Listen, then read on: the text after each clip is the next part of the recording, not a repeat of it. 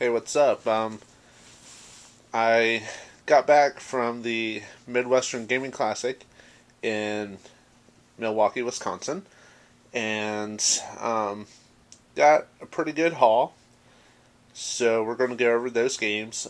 First off, I just gotta say that by far it's one of the greatest conventions I've ever been to. There was just tons of vendors, all kinds of cool stuff. It wasn't necessarily gaming as far as video games. They had board games, they had card games, just all kinds of really neat stuff. There was pinball machines, the mini arcade uprights for sale, just all kinds of really incredible stuff. They had a kind of a little retro museum set up where they had like an Atari 2800 prototype, a Sears Video Arcade 2 prototype, all kinds of Japanese stuff. I got to see my very first Apple Bandai Pippin.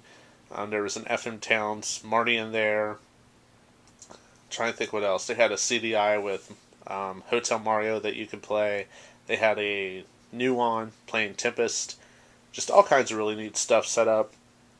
There was tournaments. Everybody there was incredibly nice. Great vendors. Awesome collectibles. And I'll be honest with you though, as far as like really rare stuff, I think the rarest thing I saw Saturday, outside of Saturn, was Castlevania Dracula X. That seemed to be a pretty popular game, hitting around $150 to $175 price point. There were some rare Saturn games that I saw, like Magical Knight Ray Earth, Panzer Dragoon Saga, House of the Dead was there, Burning Rangers. I did see I think it was a Marriott 6-in-1 cartridge that was going for like 200. But as far as like the really rare stuff, like Earthbound, Hagane, Crusader Asceni, I'm trying to think of other rare games off the top of my head. Like there was a little Samson. My buddy Joe Ross had that. There was a PAL Stadium events that he had, which he ended up selling. But outside of like really rare games just being there off the bat, there really wasn't an abundance. It was mostly what I would call uncommon or harder to find. You know, your mid-range, like your $40 to $100 games.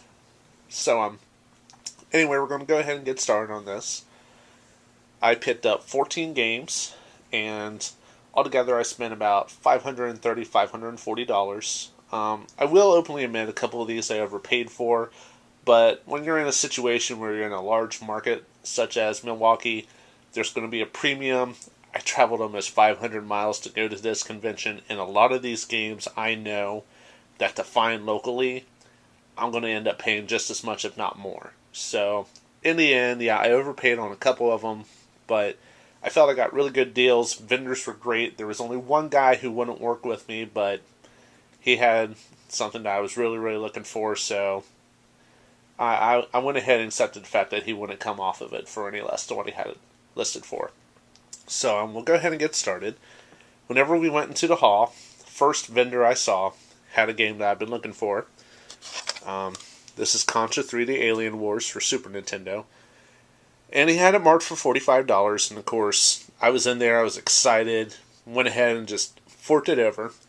Game works. I'm a little disappointed that the label's nicked like that for $45. If I would have noticed this, I probably would have tried to talk him down to maybe like 40, maybe 37, somewhere around there. But to find this in my area here in Chillicothe is pretty hard, considering the fact there's only 2 game stores. If Game On had this, they'd probably sell it for 40 or 45. If Game Smart had it, knowing him, he'd probably try to get 60 for it, and probably worse condition. But it's a great game. It's hard as hell, but definitely one that I'm very, very pleased to have in my collection, and it was a great way to kick off the show. So then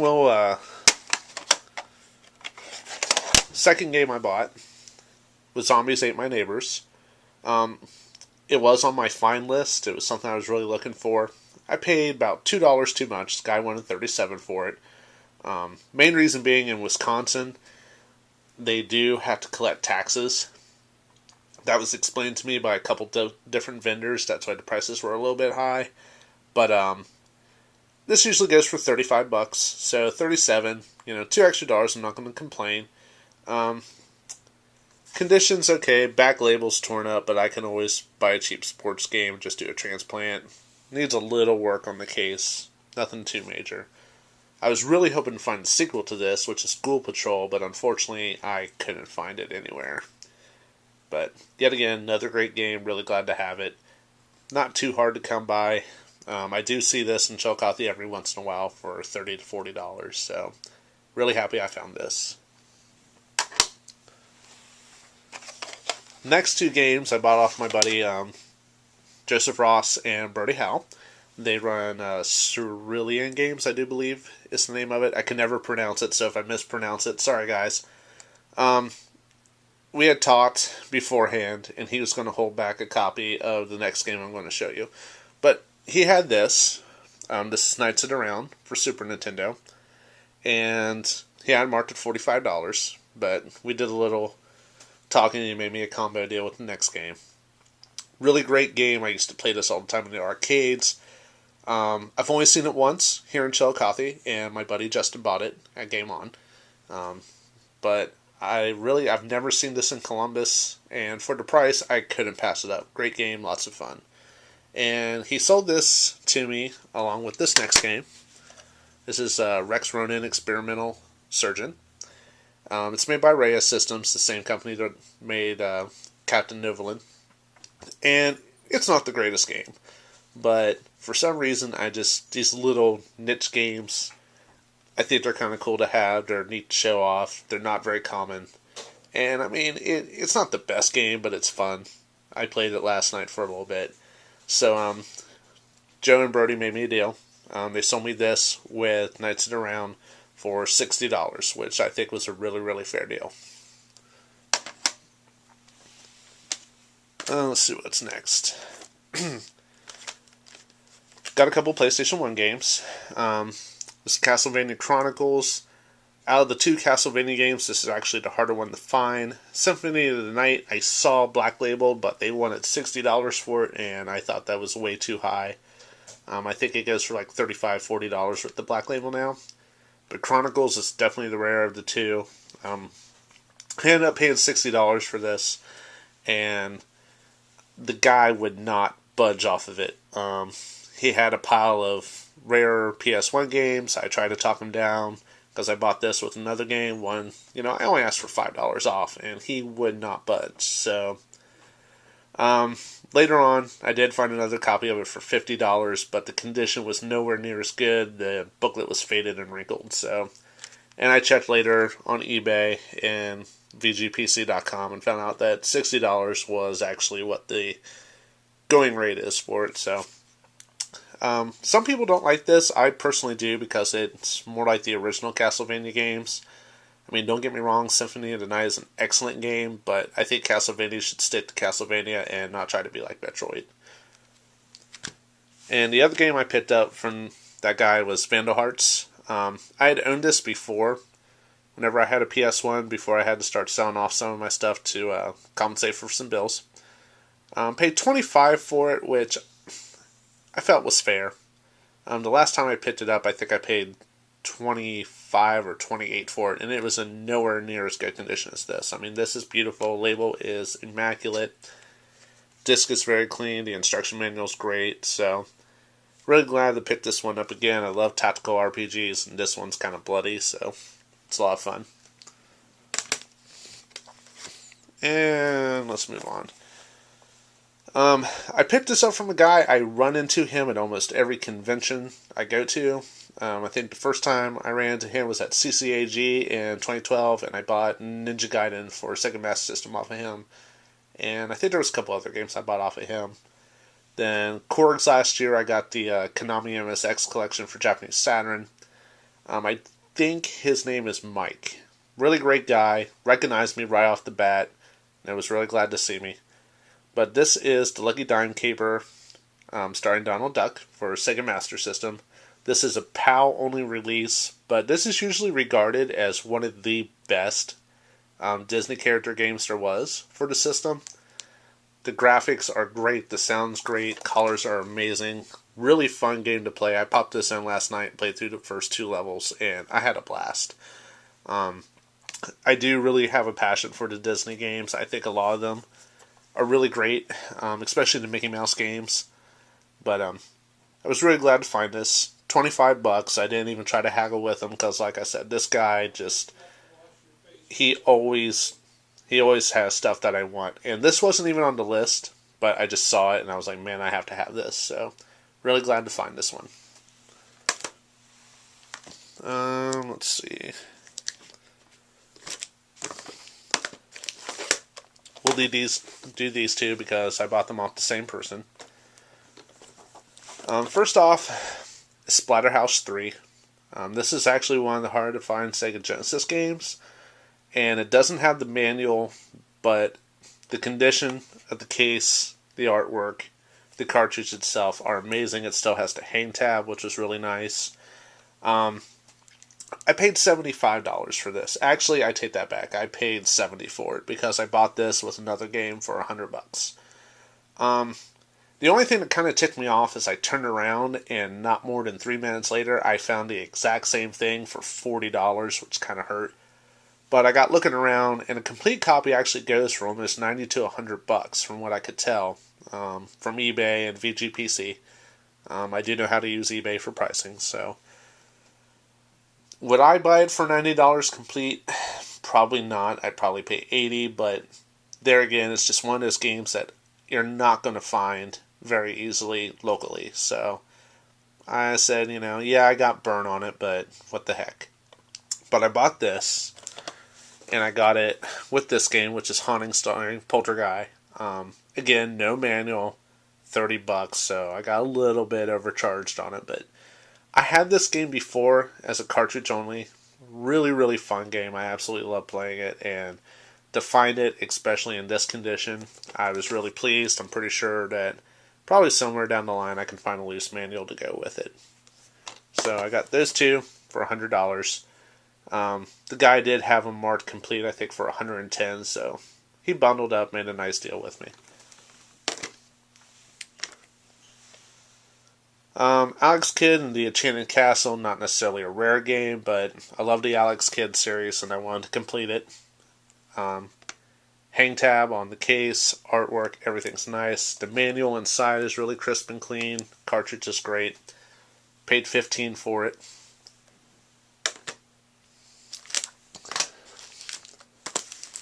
Next two games I bought together. I think his name is Carlson. And I gotta tell you a story about this guy. Carlson actually hooked me up with one of my Sega Saturn gems. It was CORGS, I think it was 2012 or 2013, I can't remember. And he had a Mega Man X4 for Saturn. And I talked him down to $80 on it at the time for cash. In this situation, he explained to me, he's like, man, I gotta pay taxes and everything, so I really didn't get too upset with the price. But basically, he had the Castle of Illusion for $35. It's complete. Everything is great. Hang tab's busted off, but I could really care less about that. And that's the game I've really been looking for. And then he had this, and I about flipped whenever I saw this. I can never pronounce it. I think it's Joro Okui Parodius. He had this marked for $80. I tried to talk him down to $95 for both, and he wouldn't do it. He wouldn't do it at all.